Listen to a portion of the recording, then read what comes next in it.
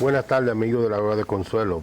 Presentamos formal excusa a doña Consuelo Despradel, que no puede compartir con ustedes, y nos corresponde a nosotros tratar de suplir este espacio con discusión de temas de lo que son parte de la Hora de Consuelo. Pero, sin embargo, quiero iniciar señalando lo siguiente. De nuevo, otro accidente fatal ahora en la carretera Sánchez. Una goma de neumático de un camión explota, una guagua se incendia, un autobús.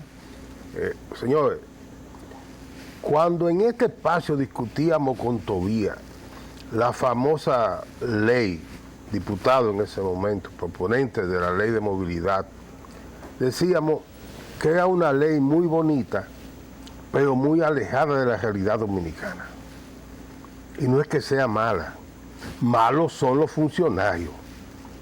¿Cómo es posible que el llamado Intran, a más de 5 años de promulgación de esa ley, no se haya establecido el sistema de revista, de chequear los vehículos para saber cuáles están en altas condiciones para dar un servicio de transporte público o para andar en nuestras calles y carreteras, las que son privadas? El Intran se convierte en un ente infuncional. Y no se trata de esta gestión, viene desde el principio. Desde el principio. No ha habido nadie que se disponga a hacer cumplir la ley. Por eso, en este país no necesitamos más leyes, necesitamos que se apliquen las leyes que hay. Entonces tenemos un Congreso que no sirve para nada, diputados y senadores que andan por ahí repartiendo funditas, aprovechándose de la miseria de este pueblo, y son de todos los partidos, iguales todos, y saben que tienen una responsabilidad que es la fiscalización de la gestión pública. Y eso debe comenzar por chequear que cada funcionario público esté haciendo única y exclusivamente lo que la ley, lo que el pueblo mediante una ley le puso en la mano para que lo haga. Lo que no es de su competencia no lo haga, déjele eso a otro. Y me duele sobremanera tener que hacer este comentario, porque tengo gente en el Intran a la que quiero mucho, comenzando con Hugo, siguiendo con Dari Terrero, que está ahí, y todo ese equipo que viene desde la pasada gestión, pero con la que compartí muchas veces inquietudes como esta que estoy planteando. Mire, yo tengo hoy un plato fuerte. A mí me acompaña en esta hora de consuelo uno de los intelectuales más formados en términos general que tiene la República Dominicana, aunque por su gran capacidad en la parte municipal, se le ha visto siempre como el municipalista, no como el hombre que conoce historia, que conoce la ciencia y que está muy por encima de la mayoría de la cúpula de los partidos políticos dominicanos, pero él también es un militante político. Aquí no vamos a hablar de política, sino que yo quiero hablar y que hable con ustedes de historia, de propuesta, mi buen amigo Julián Roa. Julián, gracias por venir a la Hora de Consuelo. Sabemos que está haciendo un gran esfuerzo, porque nos comunicamos fue esta mañana cuando ellos me dijo que si podía no venir y que yo podía dejar chequear y buscando, encuentro a Julián. Julián, mira, tú eres un municipalista formado, tus textos son de consulta para todos nosotros, y tengo esta preocupación. Ayer, cuando vi el triunfo de Argentina y cómo se celebraba, me preguntaba, oigan, ¿y si esa carabela de Colón, en vez de coger ese mar Caribe y meterse entre el Atlántico por aquí, hubiese seguido y eso termina allá abajo en el sur, en Argentina, o si hubiese sido un ciclón hacia el norte y termina en el Golfo de México, y la primera ciudad del Nuevo Mundo se funda en lo que hoy es México o lo que es Argentina? ¿Qué tendríamos nosotros? Bueno, buenas tardes, Waldi. Saludos a Consuelo, espero que esté bien de salud. Bueno, esos elogios yo dije, ¿a quién será que va a presentar? No, Pensé que no había otra gente, que había otra persona aquí. Julián es humilde con eso, pero es una de las personas que, sin duda, tú tienes una virtud, que tú eres una persona extremadamente humilde y que ha dedicado tiempo a la enseñanza, a la investigación, y eso te merece un respeto de todos los que estamos en este ambiente. Mira, la ciudad de Santo Domingo es la primada de América y tiene una primacía en muchos renglones, hay que decirlo.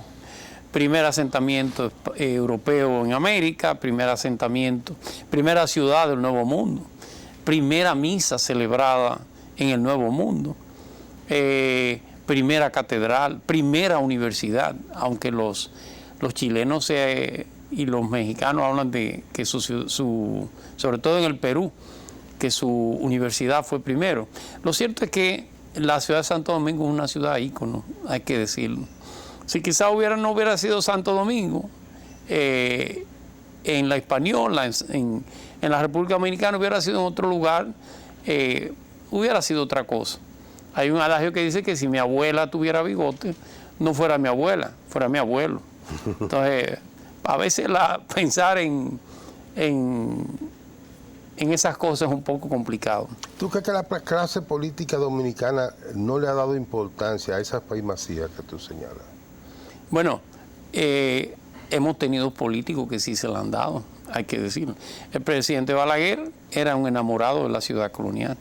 De hecho, la restauración de la ciudad colonial es una parte mínima de Trujillo y la otra parte de Joaquín Balaguer, hay que decirlo.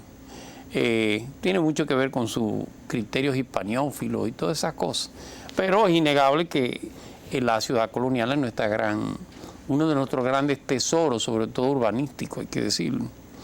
Una ciudad cuadriculada. Toda una cuadrícula perfecta, hay que decirlo.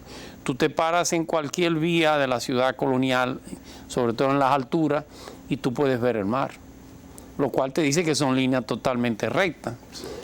Dicen que es una ciudad diseñada por Nicolás de Obando, 1503.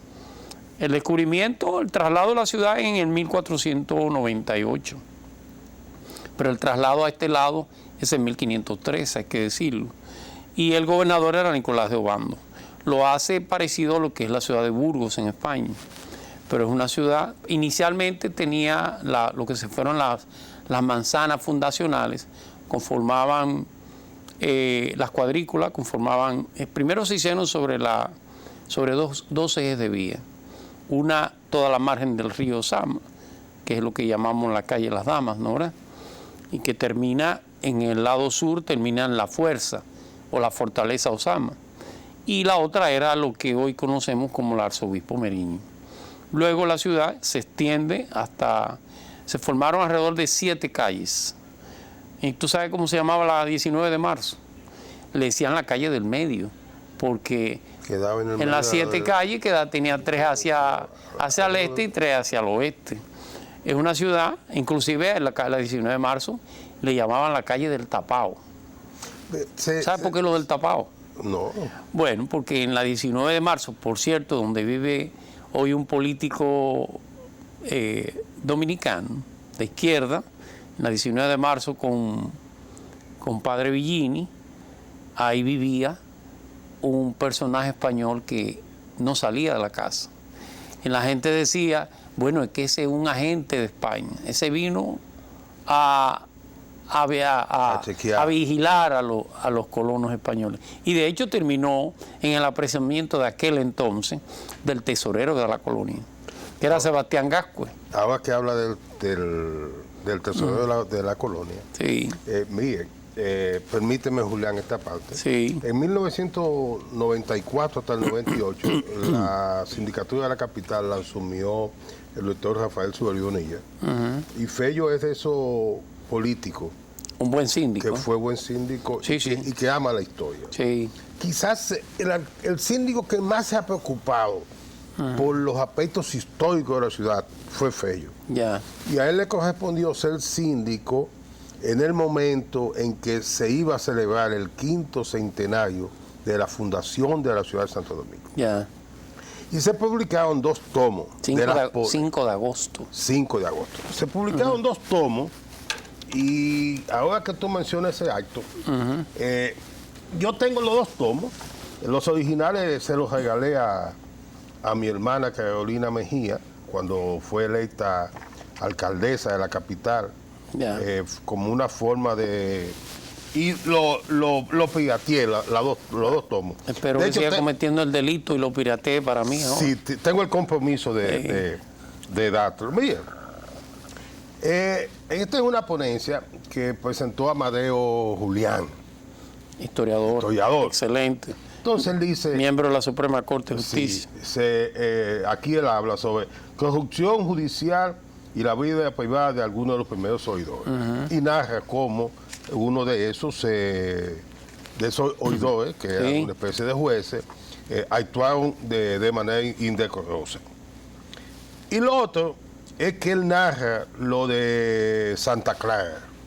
Del convento. Entonces el tipo se robó los cuartos, pero al final él señala de manera que desde España se decía que este señor terminó viviendo en España, aunque no le devolvieron el dinero, sí fue en muy buenas condiciones que vivió allá.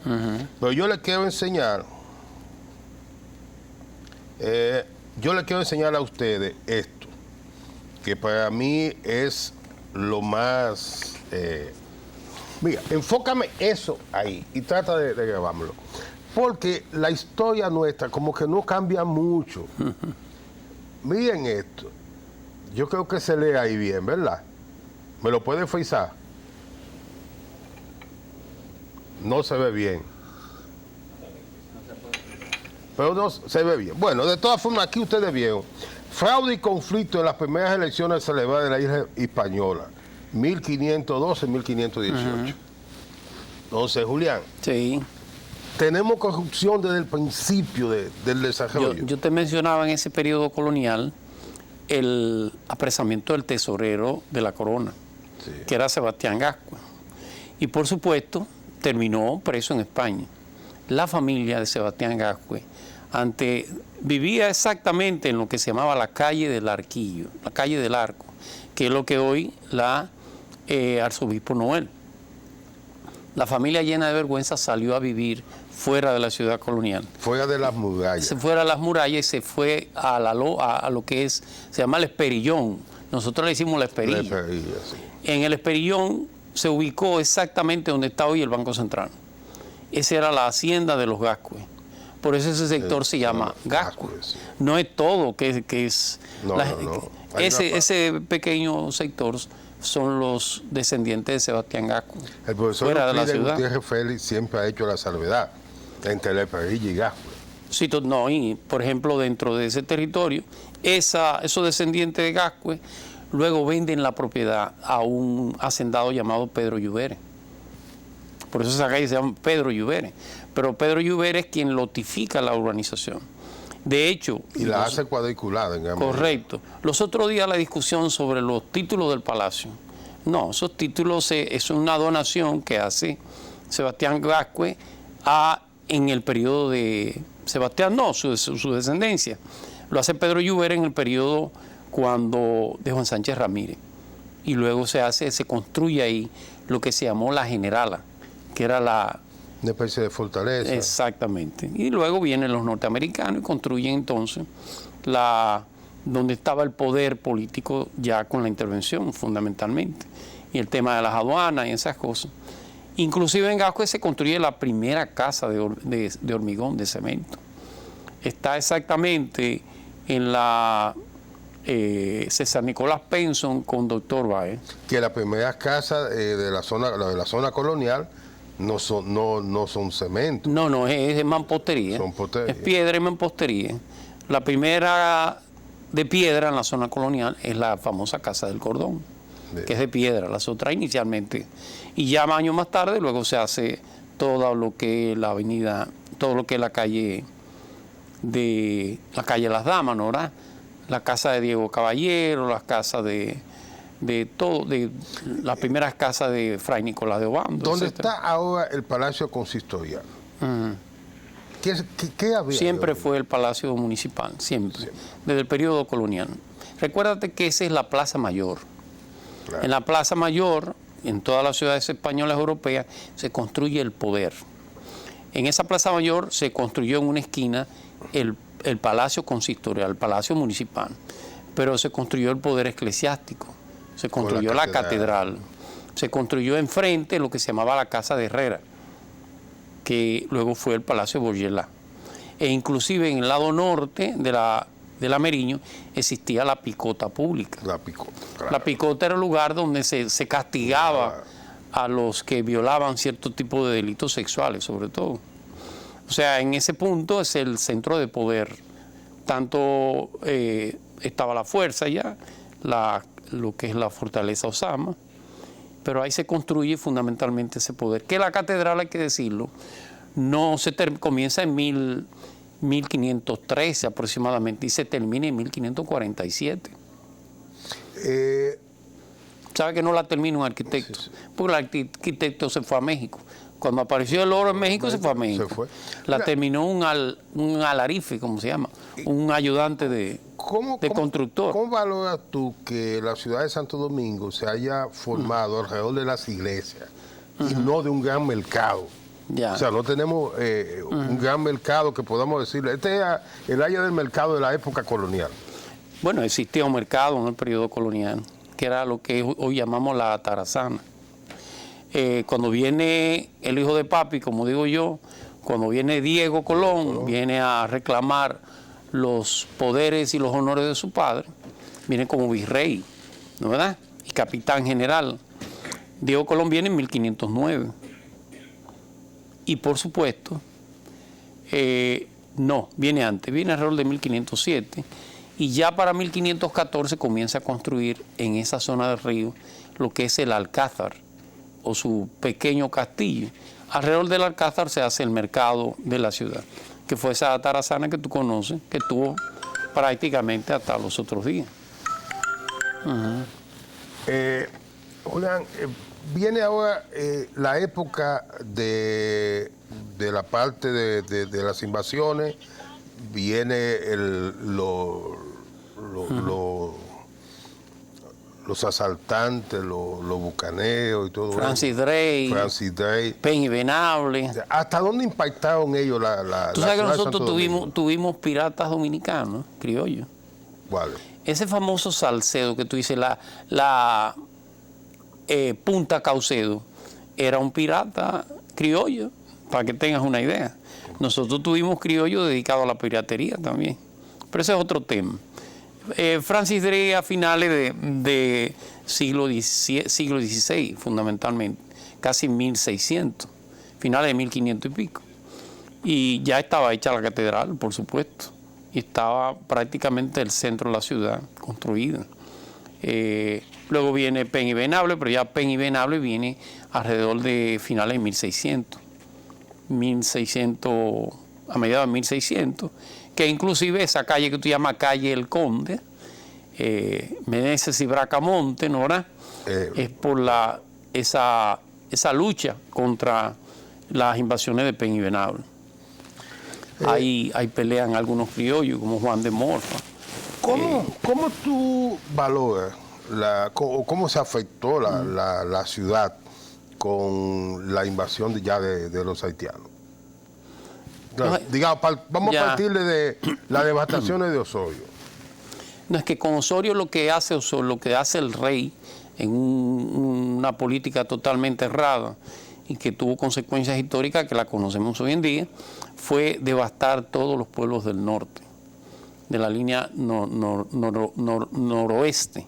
¿Por qué lo hizo? Lo hizo fundamentalmente con la idea de que esos pueblos, como no lo podía controlar, eran muy susceptibles de ser, además tenían un gran contrabando con toda la piratería inglesa y francesa y holandesa. Entonces toma la decisión totalmente errada de sacar esos pueblos y traerlos al centro de la isla. Toma un pueblo que se llamaba Yajá, hoy se llama Fort Liberté, y otro que se llamaba La Yaguana, y lo junta aquí y hace un pueblo que se llama Vallaguana.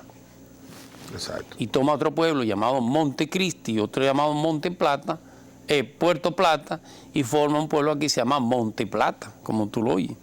Y hay un malcriado, un parecido a un amigo mío que se llama Wally Tavera, llamado Antonio de Guerra, que dice, no, no me voy, yo no me voy, me hay que matarme aquí. Y al final termina entonces Osorio otorgando el acto de guerra, ese gran acto al lado de ambos pueblos. Pero fundamentalmente, y tú preguntabas de los haitianos encontraron una ciudad hecha, innegablemente, y la ocuparon durante 22 años, hay que decirlo, bajo una idea y un esquema de que buscaban la unificación de la isla y que Haití los límites haitianos fueran el mar solamente. Pero la verdad es que entre el criollo, que ya era dominicano, la independencia no nos da la nacionalidad, nos da el Estado. Pero el término dominicano nosotros lo traíamos de muchos años antes. Bueno, de las invasiones de Pen y Venable, ya hablábamos de ser seguidores de Santo Domingo. Nosotros somos dominicanos, somos católicos, aquellos son protestantes, ingleses. O sea, la definición de la nacionalidad nuestra es por lo menos 100 años antes de Juan Pablo Duarte. En algún documento, por ejemplo, la independencia efímera de Núñez de Cáceres ya hablaba de dominicanos. En términos de nacionalidad, sí. De lo que no hablaba era de la República Dominicana. No. Tú me vas a preguntar por qué. Porque la isla siempre tuvo el nombre de Haití y de Hispaniola, para el caso español. Nunca tuvo el nombre de Quisqueya, hay que decirlo. No, nunca. Quisqueya es un historiador español llamado Pedro Mártir de Anglería, consejero de la reina, quien escribe una historia natural de Indias. No recuerdo el texto de Pedro Mártir, y entonces es donde escribe la palabra Quisqueya, Babeque, Haití, etc. Entonces el nombre Quisqueya nos separaba de aquello que de un modo u otro se quedó con el nombre de Haití. Había una especie de contraposición de nombre. Ya lo de República Dominicana nos viene con la independencia. Fíjate que Núñez de Cáceres nos llama, cuando hace esa independencia de 1821, no nos llama dominicanos. No, dice que somos haitianos españoles. Habla del Haití español. El Haití español. Con un grave error, porque en la Constitución de Núñez de Cáceres en 1821 habla de hombres libres y hombres no libres. Y con una composición social mayoritariamente de negros y mulatos, pues los negros y mulatos dijeron, bueno, pues pelea tú. Pelea tú. Y obviamente, 20 años, casi 20 años atrás, ya Haití había proclamado la independencia. 1804. Y la abolición de la esclavitud. Sí. Y la nación, el Estado negro de Haití. Sí, claro. Tú asumes entonces primer Estado negro del mundo, hay que decirlo. Y de América, después de Estados Unidos, el segundo Estado. En 1804 no hay ningún país independiente, ni siquiera los suramericanos. Y bueno, a partir de ahí entonces viene ese proceso de devastación. Me llevo todo lo que son de los blancos y todo lo que es de los mulatos. Haití, hay que decirlo, la ocupación de Boyé de 1822 se da en febrero. Núñez de Cáceres hace la proclama de la independencia nacional en los primeros días de diciembre. De diciembre de 1821. Pero lo proclama como la Gran Colombia. Para que tú tengas una idea. La tierra, la Gran Colombia. Esa pero la idea. Tuvimos la bandera colombiana ondeando en la puerta de San Genaro, hoy llamado Puerta del Conde, por más de un mes. Por eso le trae tanto problema con la independencia nacional a los trinitarios, la idea de que no nos confundieran de nuevo con Núñez de Cáceres. Porque el dominicano decía, bueno, por este decidir crear una independencia, los haitianos entraron. Que a Bolívar no le interesaba porque tenía deuda con Haití. Totalmente. Porque Haití le había facilitado recursos. Claro, recibió dinero de Petión, de Alexander Petión. Dicen algunos historiadores que tenía una amante haitiana. Realmente no era haitiana, era jamaiquina. Pero tuvo unos lapsos de amistad bien fuerte con Alexander Petión. Además, Bolívar era unionista, no desintegraba, sino que unificaba. Por lo tanto, la idea de que dentro de una misma isla dos pueblos se separaran, además de que nunca se enteró. Acuérdate que en 1821 Bolívar está independizando el Perú y el Alto Perú. Exacto. Lo que hoy es Bolivia, ¿no verdad? Que no haya forma de comunicación. No, eso siempre se quedó una ficción de Núñez de Cáceres que terminó, por supuesto, en febrero de 1822 con la entrada de Guayé al país. Por cierto, en el Palacio Consistorial. Consistorial llega. Mira, Julián, si tú hoy, nosotros estamos ya a celebrar 525 años de la fundación de la ciudad de Santo Domingo. Esos números como 25, 50, el 100, o sea, llaman mucho la atención porque son como época media. Sí. Un cuarto de siglo más. Así es. Si tú fueras ahora mismo, digamos, no solamente lo intelectual que es en la parte municipal, sino que fuera parte de lo que pudieran tomar decisiones políticas, ¿cómo tú pudieras trabajar para celebrar ese acontecimiento? O sea, ¿cuál sería tu idea? Primero hay que reconocer en Joaquín Balaguer, en el doctor Balaguer, esa gran conmemoración del 5º centenario, muy mal entendida. Nosotros los políticos nos encargamos de lucirla lo más que se pudiera. Hay que reconocer eso, número uno. Y número dos, ese fue el gran acontecimiento, no de la española, sino de toda América, ese gran encuentro de dos mundos. ¿Por qué no se hizo como se dice, en Guananí? Que al fin y al cabo todavía no se sabe cuál de las Bahamas es el famoso Guananí, o por qué no se hizo en la isla de Juana, que es como se llama Cuba, como se llamó Cuba, conquistada primero. Colón llega a Cuba días antes, primero que nosotros. De Cuba es cuando sale hacia la Isla Grande, como se llamaba, el 5 de diciembre llega a la Hispaniola, que le pone el nombre de la Hispaniola, pero es un gran acontecimiento innegablemente. Y es uno de los valores culturales e identitarios del pueblo dominicano. No solamente hay quienes se van a los dos extremos, o son muy hispanófilos o son muy anti-hispanófilos, las dos cosas son un extremo. Tiene que recordar los momentos históricos de España, como también todo nuestro acervo cultural en términos de la africanía, de los grupos negros y de los indígenas, por supuesto. Mira, yo tengo aquí un documento que va a ser quizá una sorpresa para ti. Pero Balaguer crea una comisión para la conmemoración del 5º centenario de la fundación de la ciudad de Santo Domingo. Habíamos celebrado en el 92 el 5º centenario del encuentro de dos mundos, del descubrimiento de América, vino el Papa y todo eso. Pero por esa visión que él tenía, le da importancia a la ciudad. Claro. Entonces, en esa comisión estaban Amadeo Julián, José Checo, Ramón Bona Rivera, Tirso Mejía Ricardo. Todos intelectuales de primer orden. Su presidente era Franco Pichardo. Todos intelectuales de primer orden. Entonces, esa comisión llevó al Consejo de Regidores de la capital un proyecto de resolución que yo no voy a leerlos considerando, excepto uno y sus dispositivos. 1995, Cocolo era el secretario del Consejo. Sí, tú eres un negro liberto. Sí, ya es un negro. Tú eres de Samaná, tu familia de Montecristi, ¿no? Sí, Puerto Plata, mi familia se va a vivir a Mao. Guayé en 1823 trae negros libertos que habían sido... Había un... Ahí vienen los Daniel. Sí, todos los no son cocolos, repito, porque no vienen del azúcar, vienen del periodo de ocupación haitiana. Se van a Samaná, se van a Puerto Plata y se van a Montecristi. ¿El tuyo de dónde es por ahí? ¿Me venir por ahí? Sí.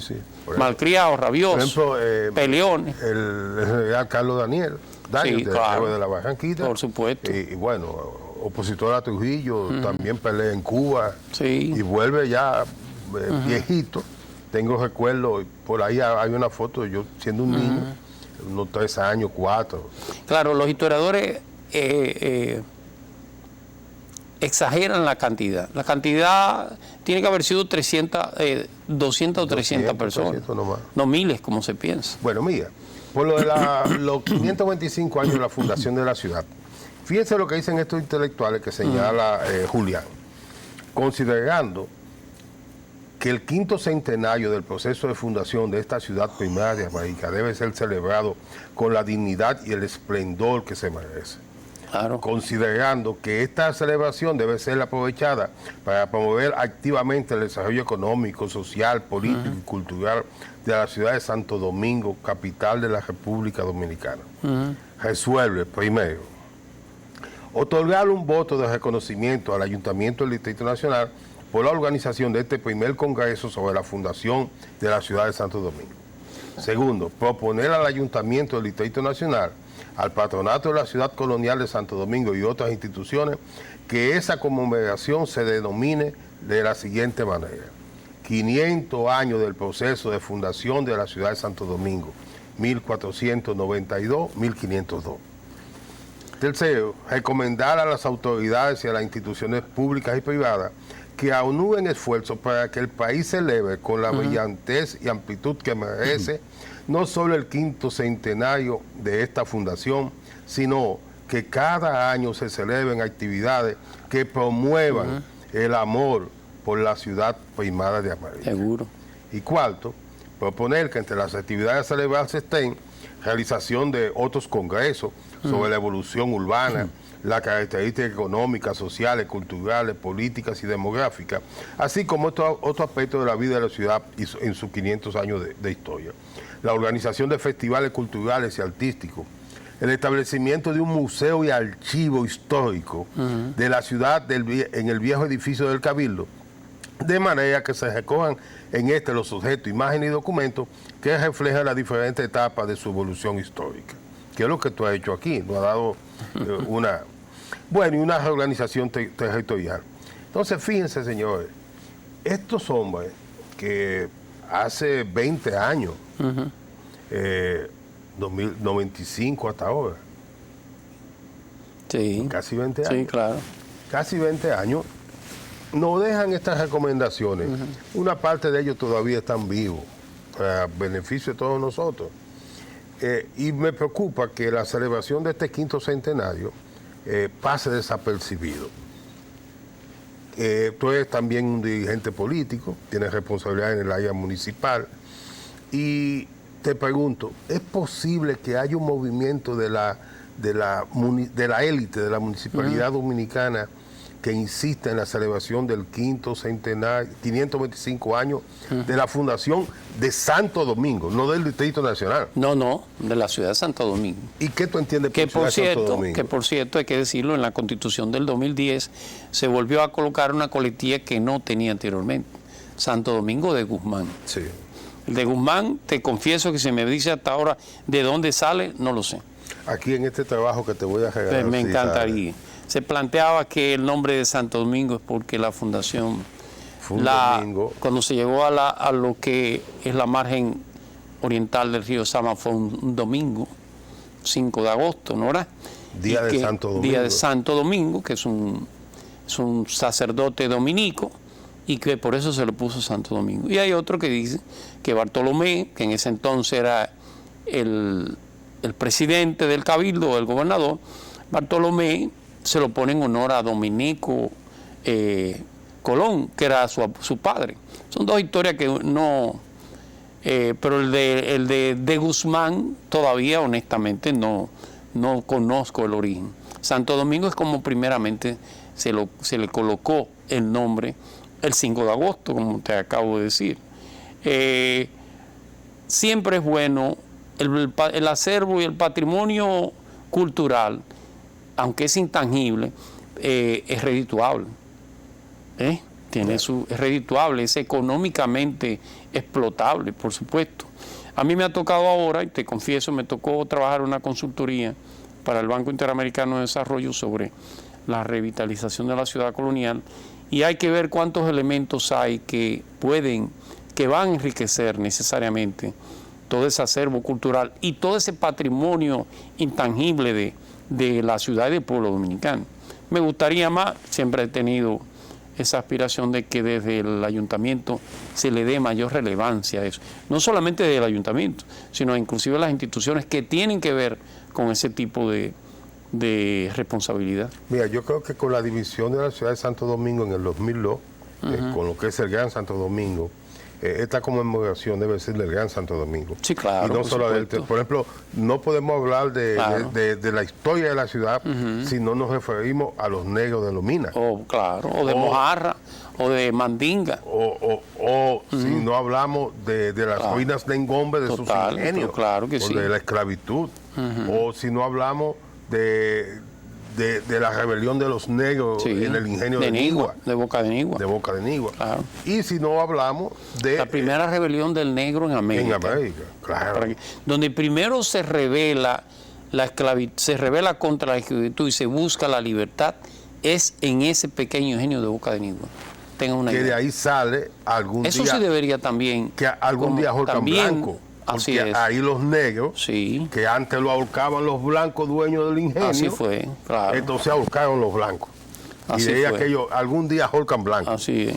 Bien, señores, yo he disfrutado mucho este espacio con Julián, mi hermano, una persona que quiero muchísimo, que aunque por muchos años no han visto a veces enfrentado en medio de este trabajar político, con opiniones distintas, siempre he tenido mucho respeto por Julián y nos hemos manejado todo el Eso de doble vía. con eso. Y bueno, los hijos míos, tengo una hija que Julián es mi su sobrina. tío, es su sobrina. Pero claro que sí. Señores, Miguel, un placer. A ver, esperamos que ya en esta Navidad, independientemente que comencé con un comentario un poco fuerte sobre realidades, quise aprovechar a Julián, que hizo un esfuerzo de estar aquí, para que veamos y tomemos conciencia de la importancia de la primacía que tenemos. No podemos seguir promoviendo el turismo solo de playa, No, de sol, claro que de no. corrupción, y olvidarnos de esas primacías que todavía en la humanidad hay a quienes les interesa. Señores, gracias por acompañarnos y esperamos que ustedes mañana estén aquí a esta misma hora, en la hora de consuelo.